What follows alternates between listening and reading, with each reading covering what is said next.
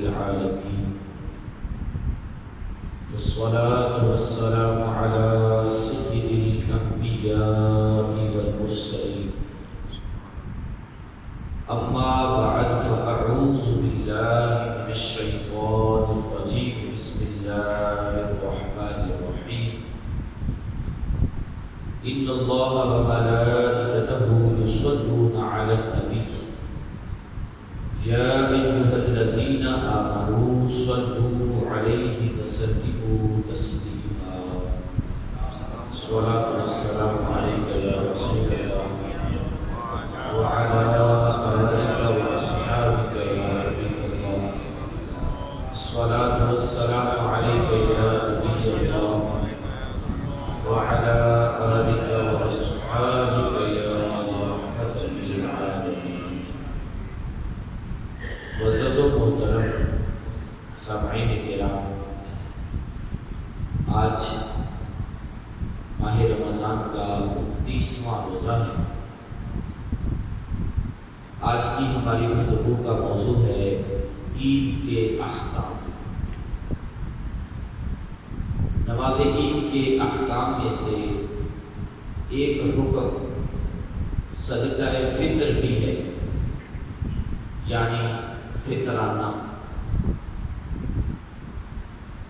نبی پاک علیہ الصلوۃ والسلام نے ایک شخص کو حکم دیا کہ جاؤ اور جا کر مکہ شریف کی گلیوں میں یہ اعلان کر دو کہ لوگوں صدقہ فطر دینا واجب ہے۔ دوسرے مقام پر فرمایا تمہارے روزوں میں سے جو تم سے بیہودہ کلام ہو جاتا ہے، فضول کام ہو جاتے ہیں، یا روزے میں کچھ کمیاں اور کوتاہیاں رہ جاتی ہیں، تو صدقہ فطر کے ذریعے اللہ تعالیٰ ان کمیوں اور کوتاہیوں کو معاف فرما دیتا ہے۔ تیسری حدیث میں فرمایا جب تک صدقہ فطر ادا نہیں کیا جاتا تمہارے روزے زمین اور آسمان کے درمیان معلق رہتے ہیں، یعنی لٹکے رہتے ہیں، اور وہ اللہ تعالیٰ کی بارگاہ میں نہیں پہنچتے۔ صدقہ فطر کس کس پر دینا واجب ہے؟ ان تمام مسلمان مرد و عورتوں پر واجب ہے جو صاحب نصاب ہیں، اور صاحب نصاب اسے کہتے ہیں جس کے پاس آج کل کے اعتبار سے تقریباً 46,000 روپیہ یا اس کے مقدار کے مطابق سونا یا چاندی یا وہ ضرورت سے زائد چیزیں جو گھر میں پڑی ہیں،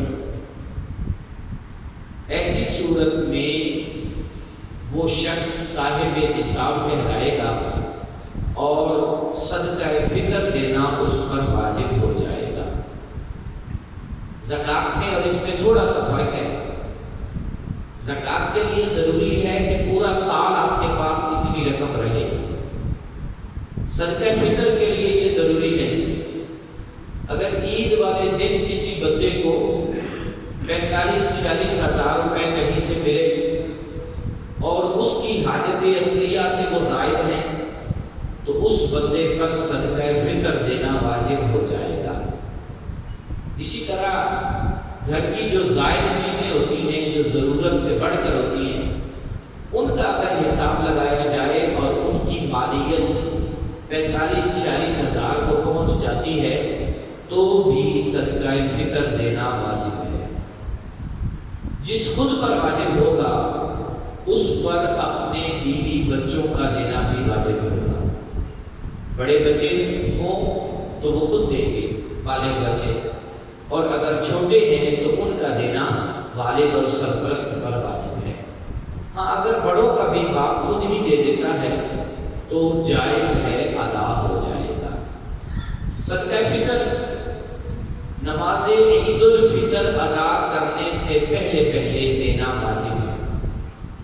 اگر نماز عید کے بعد بھی دیا تب بھی ادا ہو جائے گا، بلکہ اگر عید والے دن نہیں دے سکا تو زندگی میں جب بھی موقع ملے ضرور ادا کرے، کہ وہ جب بھی ادا کیا جائے ادا ہی کہلاتا ہے۔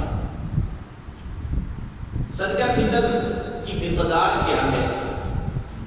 گندم 2 کلو، جو، کھجور یا کشمش سوگی، ان تینوں کی مقدار 4 کلو۔ گندم 2 کلو، کھجور، سوگی یا جو، ان تینوں کی مقدار 4 کلو۔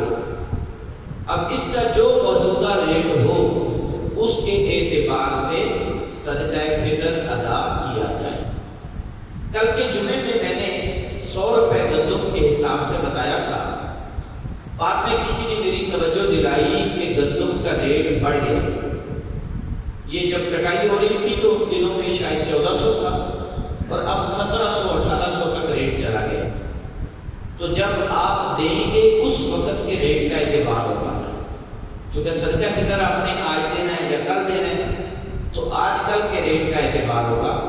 تو آج کل کے ریٹ کا اعتبار کرتے ہوئے میرا خیال ہے کہ 100 سے کچھ زیادہ ہی دینے پڑیں گے، 125 آپ کر لیں، 125 روپے پائے کے بارے گندم، یہ واضح نشین رکھیں۔ اب یہاں یہ بھی واضح نشین رکھیں کہ جو شخص صاحب حیثیت ہے وہ اپنی حیثیت کے اعتبار سے کسی اور جنس کا اعتبار کرتے ہوئے دے، ہے نا؟ ہر بندہ گندم کا حساب نہ لگائے، اگر کسی کو حیثیت دی اللہ نے تو وہ سوگی کا حساب لگائے، کشمش کا۔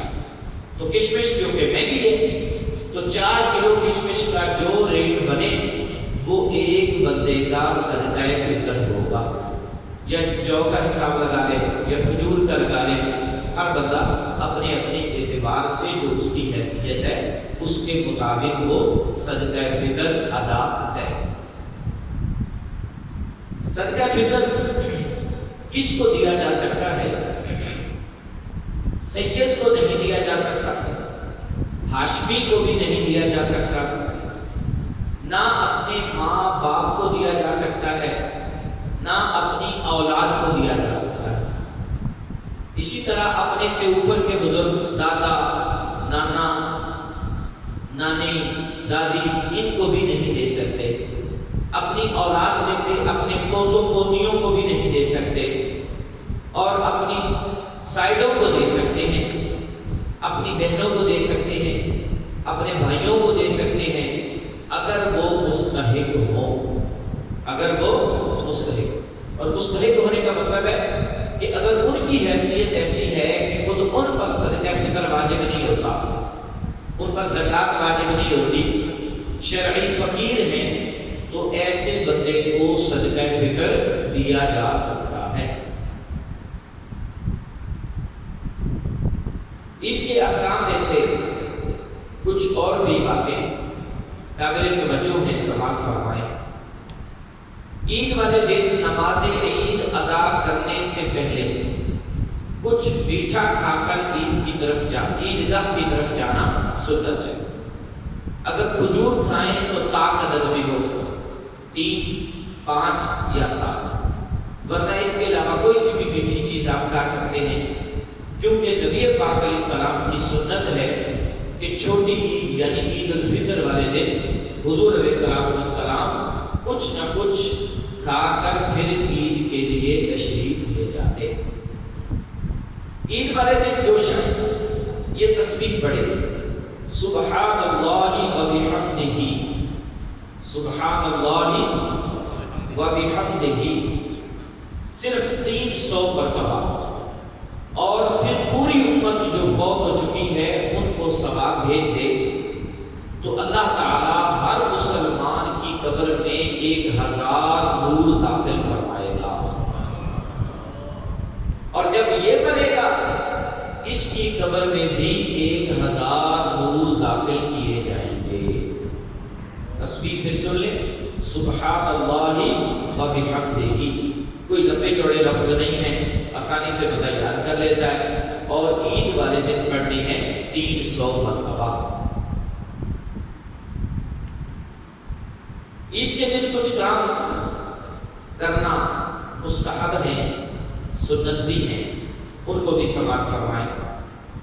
عید والے دن حجامت بنوانا، خط کروانا یا بال کٹوانا، ناخن تراشنا، غسل کرنا، مسواک کرنا، اچھے کپڑے نئے ہوں تو نئے ورنہ دھلے ہوئے پہننا، انگوٹھی ہو تو وہ بھی پہننا۔ مرد صرف ایک چاندی کی انگوٹھی، وہ بھی 4.5 ماشے سے کم پہن سکتا ہے۔ مرد صرف ایک چاندی کی انگوٹھی، وہ بھی 4.5 ماشے سے کم نگ سمیت پہن سکتا ہے۔ اس سے زیادہ انگوٹھیاں پہننے کی بھی اجازت نہیں، اور کسی اور دھات کی انگوٹھی بھی مرد نہیں پہن سکتا۔ مسئلہ ذہن ہے۔ نماز فجر عید والے دن اپنے محلے کی مسجد میں ادا کرنا، یہ بھی سنت ہے۔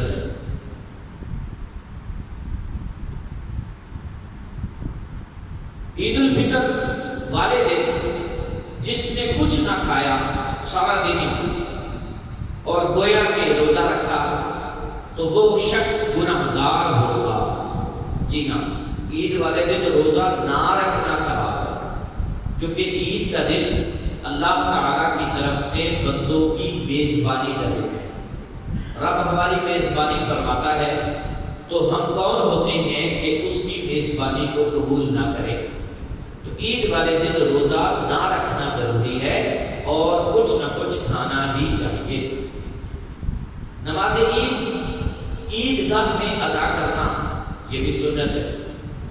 عید گاہ کو پیدل جانا، یہ بھی سنت ہے۔ اگر سواری پر جائے تو بھی گناہ نہیں، لیکن افضل یہ ہے کہ پیدل جائے۔ نماز عید کے لیے جب عید گاہ جائے، جاتے ہوئے جس رستے سے جائے واپسی پر رستہ تبدیل کرے، دوسرے رستے سے آئے۔ اس میں حکمت یہ ہے تاکہ زیادہ لوگوں کو مل کر مبارکباد دی جا سکے، یہ حکمت ہے اس کی۔ عید کی نماز ادا کرنے سے پہلے صدقہ فطر ادا کرنا واجب ہے۔ عید والے دن خوشی ظاہر کرنا بھی سنت ہے، یعنی آپ کے چہرے یا آپ کے قول فعل سے پتہ چلے کہ آپ واقعی خوش ہیں۔ عید والے دن بھی کیفیت وہ نہ ہو کہ جو عام لوگوں کی ہوتی ہے، عید والے دن بھی ایسے ہی جناب جیسے بجھے سے نہیں، عید والے دن خوشی ظاہر کرنا سنت ہے۔ کثرت سے صدقہ کرنا عید کے دن، یہ بھی سنت ہے۔ جس قدر ہو سکے ضرور عید کے دن صدقہ کرنا چاہیے۔ ہمارا کل کا موضوع یہ ہے غریبوں کی عید۔ مجھے امید ہے انشاءاللہ تبارک و تعالی روزے 30 ہوں گے اور کل بھی ہم حاضری دیں گے، تو کل ہم انشاءاللہ اس موضوع پر سنیں گے کہ ہم نے اپنی عید تو منانی ہے، اپنے ساتھ ساتھ غریبوں کی عید کا بھی خیال رکھنا ہے انشاءاللہ۔ عیدگاہ کو اطمینان اور وقار سے جائے، یعنی جائے تو اس کے جانے میں بھی چال ڈال میں بھی وقار ہونا چاہیے۔ ایسے چھچورا پان دوڑتے ہوئے بھاگتے ہوئے یہ کوئی اچھا نہیں لگتا۔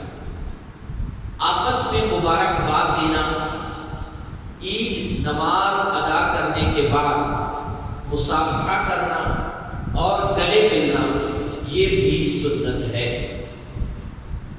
نماز عید کے لیے جاتے ہوئے راستے میں تکبیریں کہنا، عید الفطر والے دن آہستہ تکبیریں کہی جاتی ہیں اور عید الاضحیٰ قربانی کی عید میں تکبیریں اونچی کہی جاتی ہیں۔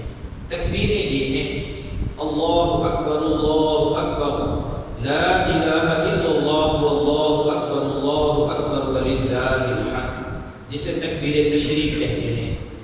قربانی پر اونچی پڑھتے ہیں نماز کے بعد بھی، تو یہ تکبیریں عید والے دن کہنی ہیں، آہستہ آواز میں عید الفطر والے دن اور عید الاضحیٰ قربانی والے دن اونچی آواز سے کہتی ہیں۔ اللہ کے نیک بندوں کی کیا ہی باتیں ہیں، اللہ اکبر۔ ان لوگوں کی عید کیسی ہوتی تھی، ایک دو باتیں عرض کرتا ہوں۔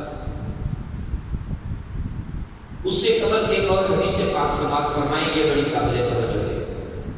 نبی کریم علیہ الصلوۃ والسلام نے ارشاد فرمایا، جو شخص دونوں عیدوں کی راتوں میں قیام کرے، نماز عید الفطر کی رات اور نماز عید الاضحیٰ کی رات، قیام کرنے کا مطلب ہے جاگ کر عبادت کرے، جیسے 27ویں کو ہم لوگ عبادت کرتے ہیں، اللہ نصیب فرمائے۔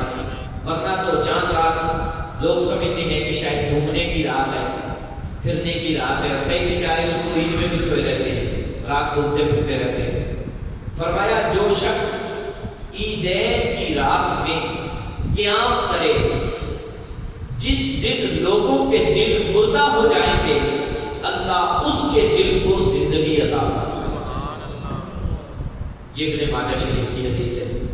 دوسری حدیث میں فرمایا 5 راتوں میں ضرور قیام کیا کرو، 5 راتوں میں ضرور قیام کیا کرو۔ کون کون سی؟ ذوالحجہ کی 3 راتیں، ذوالحجہ سے مراد ہے جو قربانی والا مہینہ ہوتا ہے، 8ویں 9ویں 10ویں، 8ویں 9ویں 10ویں، چوتھی ہے عید الفطر کی رات اور 5ویں ہے شب برات 15 شعبان۔ تو فرمایا ان 5 راتوں میں ضرور قیام کیا کرو، ان راتوں میں قیام کرنا چاہیے۔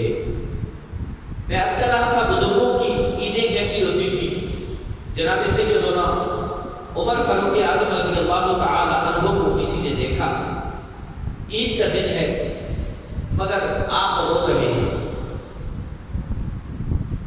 جو شخص دیکھنے والا تھا اس نے پوچھا، امیر المومنین آج تو عید کا دن ہے، خوشی ظاہر کرنا ضروری ہے۔ آپ نے فرمایا ھذا یوم العید وھذا یوم الوعید، آج کا دن عید کا دن بھی ہے، وعید کا دن بھی ہے۔ پوچھا وہ کیسے؟ فرمایا جس کے روزے نمازیں اللہ نے قبول کر لیے اس کے لیے تو واقعی آج عید کا دن ہے، خوشی کا دن ہے، لیکن جس کے روزے نمازیں قبول نہ ہوئے اس کے لیے کیا خوشی۔ پھر اپنے بارے میں کہنے لگے، اور مجھے نہیں پتا کہ میں مقبول لوگوں میں ہوں یا مردود لوگوں میں ہوں۔ اللہ اللہ۔ تو یہ بھی ایک انداز تھا بزرگوں کی عید کا کہ وہ عید والے دن بھی یوں گریہ و زاری کرتے تھے۔ حضرت سیدنا شیخ عبد القادر جیلانی حضور غوث اعظم، آپ کو بھی کسی نے عید والے دن اسی طرح افسردہ پایا، لوگوں نے کہا حضور آج تو عید کا دن ہے۔ فرمایا میرے لیے عید کا دن وہ ہوگا جب میں اپنا ایمان سلامت لے کر دنیا سے چلا جاؤں۔ اللہ، میرے لیے وہ عید کا دن ہوگا کہ میرا ایمان میرے ساتھ سلامت دنیا سے چلا جائے۔ واقعی ایمان کی سلامتی بہت بڑی نعمت ہے، بہت بڑی نعمت ہے، اللہ نصیب فرما دے۔ جی